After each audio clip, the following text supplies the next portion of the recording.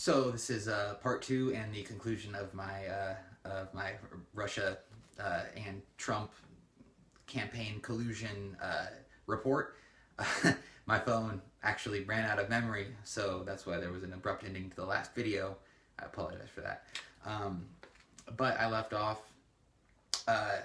describing an article that was quoting John Brennan, who was the outgoing CIA director, and he was basically trash talking Trump, just bad mouthing Trump.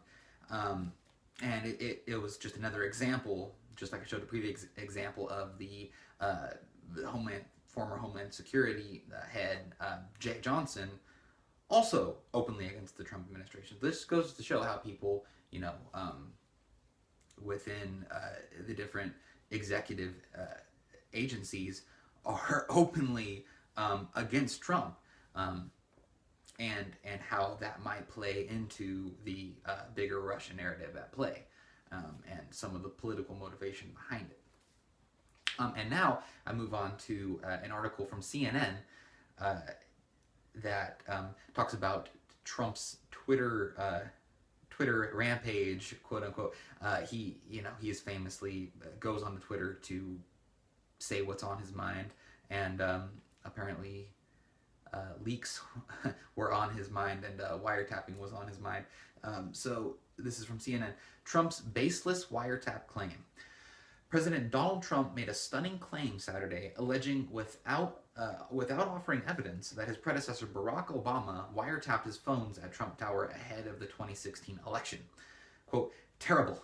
Just found out that Obama had my wires tapped in Trump Tower just before the victory. Nothing found. This is McCarthyism, Trump tweeted early Saturday morning in one part of a six-tweet tirade that began just after 6:30 a.m. That's when all the best Twitter tirades, occur.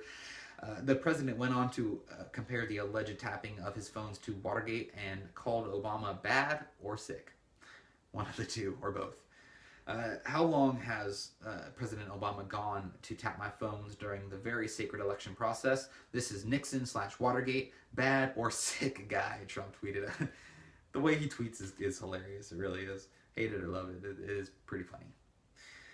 But two former senior U.S. officials quickly dismissed Trump's accusation out of hand. Just nonsense, said one former senior U.S. intelligence official. Another former U.S. intelligence official with direct knowledge of investigations by the Justice Department under the Obama administration said Trump's phones were never tapped.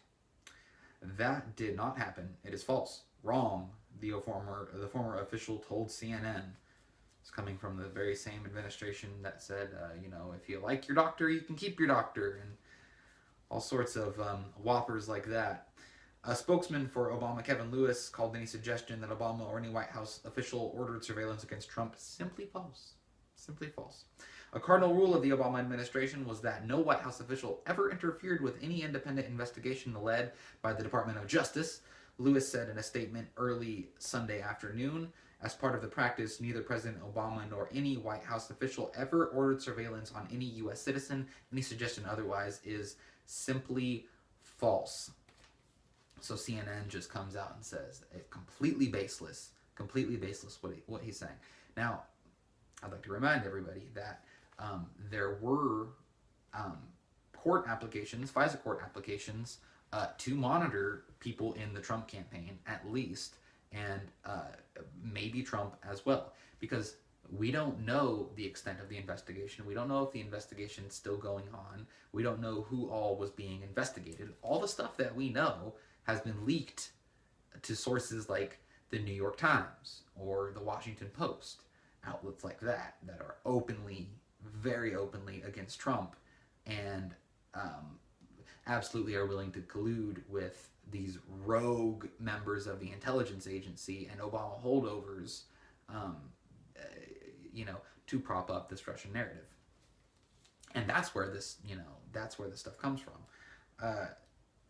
And they're saying that it's completely false that that they're saying that any of this exists, when it's clear that they were monitoring the communications between the people in the Trump campaign.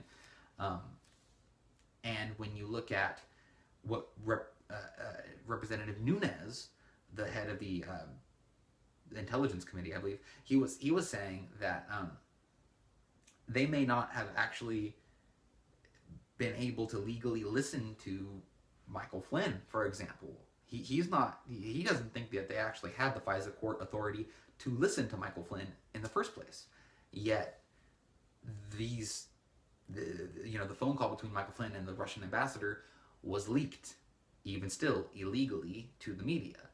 But it might not just be that it was leaked illegally; it might have been obtained illegally in the first place. And if that's true, then the sky's the limit. And to assume that they're not also targeting Trump, I think that's a stretch, to say the least. That's a stretch, definitely, to say the least. And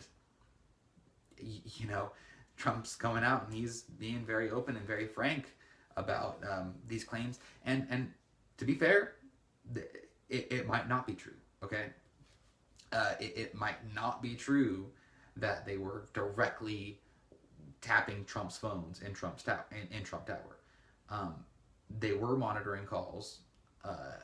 I believe the calls monitored by Flynn, I think some of them were actually in Trump Tower. So, it's very intellectually dishonest for the media to come out and just say that this is completely baseless.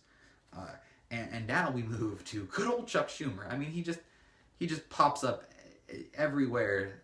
Anytime there's an opportunity to be a total scumbag, you will see Chuck Schumer right there at the forefront. So this is from Politico. Schumer, the president is in trouble. Chuck Schumer has a blunt assessment of Donald Trump's accusation that Barack Obama tapped his phones last fall. Quote, the president is in trouble. The president is in trouble, eh, Chucky? The Senate Minority Leader said Sunday morning that Trump's Trump's Saturday morning allegations about former President Barack Obama will be damaging to Trump's presidency whether they are true or not, and that the president makes it worse with those tweets. So whether it's true or not, what he's saying, somehow it's bad for Trump.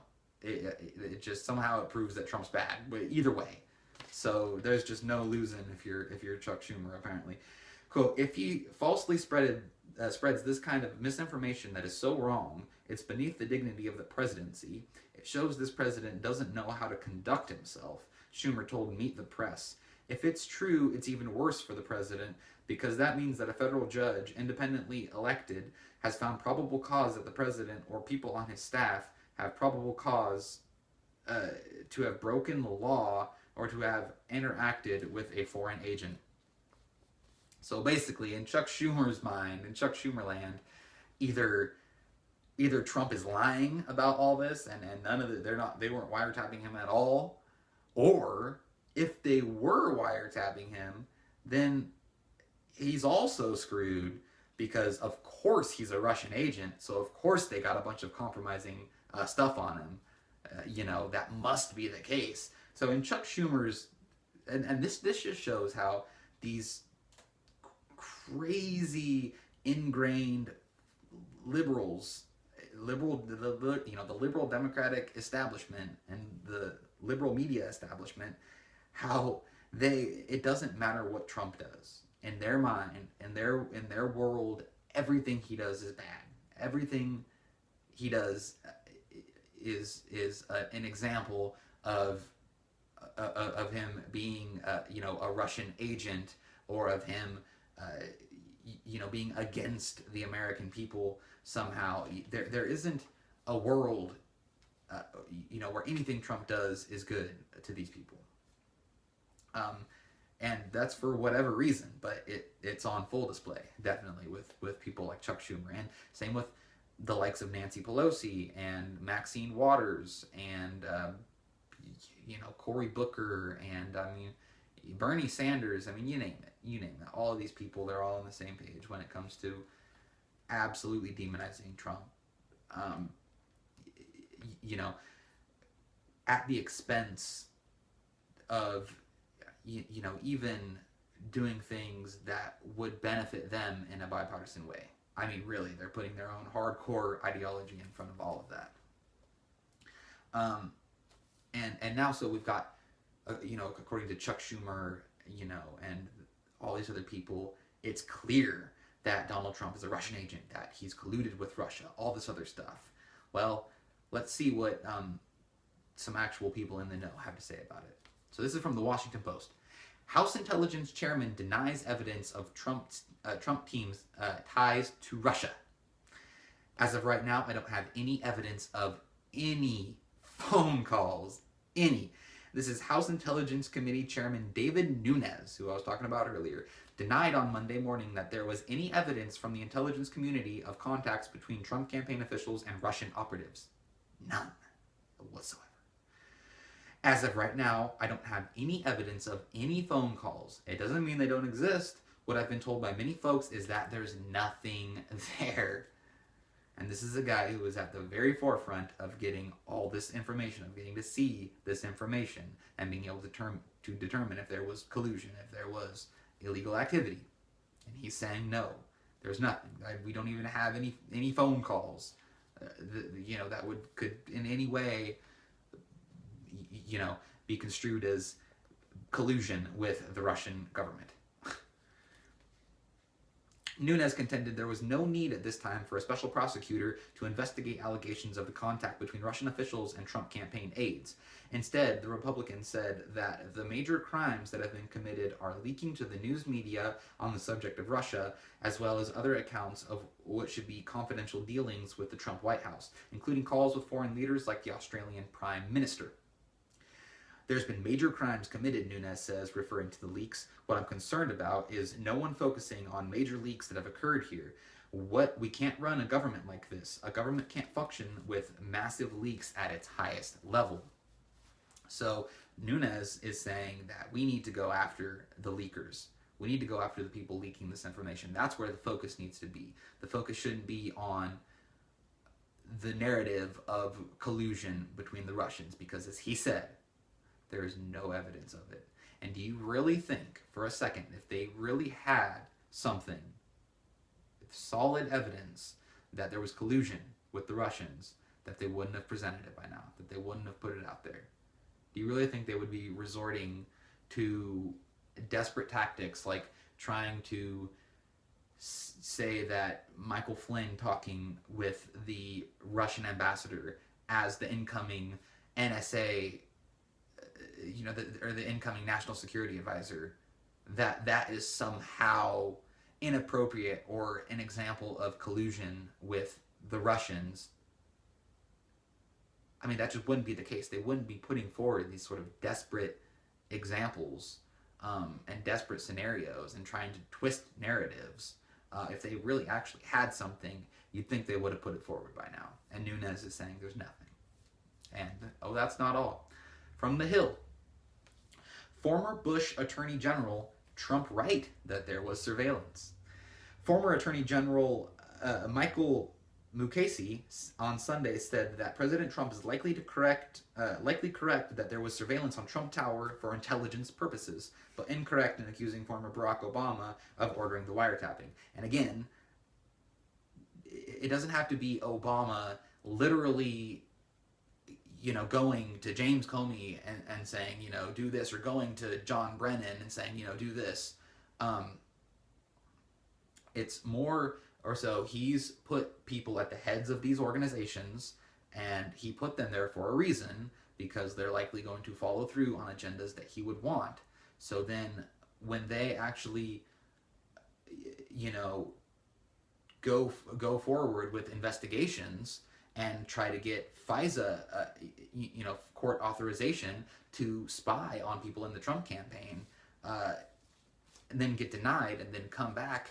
And when they're doing this, because presumably people in the Trump campaign or Trump himself are Russian agents, the idea that people within the Obama White House and Obama himself didn't know that was going on, is absolutely ridiculous. And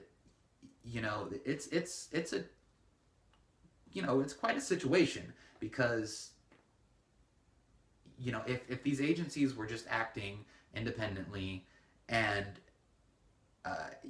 if it turns out that, you know, there was criminal intentions and criminal activity involved in, like, for example, if they were spying on Michael Flynn illegally and then leaking that stuff, and the Obama administration knew about it, which almost certainly they did, then that alone is grounds for some serious criminal investigations. But if Obama himself actually did, and we don't know that he didn't, if Obama himself actually did order this to happen, order, you know, John Brennan and others to do this, then that would be a absolutely massive scandal. And it's already looking like this is turning out to be a massive scandal. And it goes on here. I think he's right in that there was surveillance and that it was conducted on the behest of Attorney General at the Justice Department. And of course, you know, the people at the Justice Department and the people at the White House are going to be in sync with what's going on. So that's what they try to do. They try to frame it as, oh, well, Obama himself didn't necessarily, you know, make this happen or say that this needs to happen. Well, that doesn't necessarily need to be the case. From InfoWars, former CIA analyst, Obama gave green light for NSA, CIA to sabotage Trump. Former CIA analyst Larry C. Johnson says that, according to his sources, the Obama administration worked with the NSA, the CIA, and Britain's GCHQ to disseminate information about Donald Trump that was illegally obtained via surveillance before the election. Johnson joined the CIA in 1985 and was later promoted and to become senior regional analyst for Central America before moving on to work for the State Department. The former CIA analyst told RT that there was a controversy, that the controversy was a huge deal, and that Trump's only real mistake was to call it a wiretap, which was technically inaccurate, and that those who have denied the charges on behalf of Obama are using semantics to fool the public. I understand from very good friends that both Jim Clapper and John Brennan at CIA were intimately involved in trying to derail the candidacy of President Trump. That there was some collusion overseas with Britain's own GCHQ, explained Johnson, adding that information on Trump gathered by the GCHQ was passed on to Brennan and illegally disseminated within the Obama administration, with the green light coming from Obama himself. There is a genuine effort to take out and defeat Donald Trump even in the aftermath of this election, said Johnson, calling for the senior executives behind the plot within the NSA and CIA to be fired.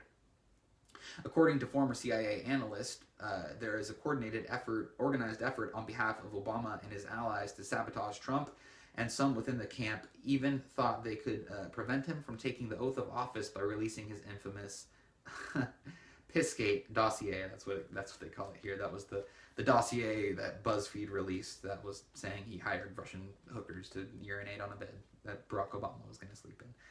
Absolutely ridiculous. Quote, what they're doing, I think, would fall under the definition of sedition. Absolutely, he added. Johnson went on to opine that there was no evidence that Russia meddled in the U.S. election. And indeed, we've seen a case built for that argument as well. Over the weekend, former Director of National Intelligence Clapper went public to assert that the Obama administration was not involved in an effort to spy on Donald Trump.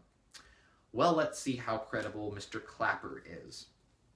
From PolitiFact, James Clapper's testimony 1 year later. It was an exchange made famous not because of what was said at the time, but because of what Americans discovered later. At the tail end of a rare open discussion of the Senate Intelligence Committee on March 12, 2013, Senator Ron Wyden, Democrat, Oregon, asked National Intelligence Director James Clapper whether intelligence officials collect data on Americans. Clapper responded, "No, sir, and not wittingly." He absolutely lied. That was perjury. In the following months, a series of news stories fueled by leaks from former National Security Agency contractor Edward Snowden revealed that that wasn't the case. Reports showed the government was collecting and storing bulk metadata of American phone records and had methods for capturing a vast amount of email and internet data as well. And so one of the people that they're putting forward to be credible when talking about, illegally spying on people was somebody who actually lied under oath about illegally spying on people. You can't make this stuff up. And I mean, this goes to show the desperation of this whole operation. And when you look at the whole deal, when you really kind of pull back and you look at the fact that they pushed so hard to create this narrative that there was collusion between the Trump campaign, people within the Trump campaign, and Russia. And all that kept coming out of it was false narratives, was, things like the dossier, all these different connections that people were supposed to have, these loose connections to Russia, and things like normal conversations between the incoming NSA, National Security Advisor, and the Russian ambassador. Things like Jeff Sessions recusing himself because he met with the Russian ambassador once. These are all things that are completely normal. And when you look at Nunes, he said that there is nothing. He's heard everything that they've presented so far. There is nothing. And then you look at the fact that we've got people who were in the intelligence community, people like John Brennan, the head of the CIA, and you had people like the head of the DHS, Jay Johnson, who were openly against the incoming Trump administration. Were open about it. They were vocal about their opposition to him when they're supposed to be bipartisan.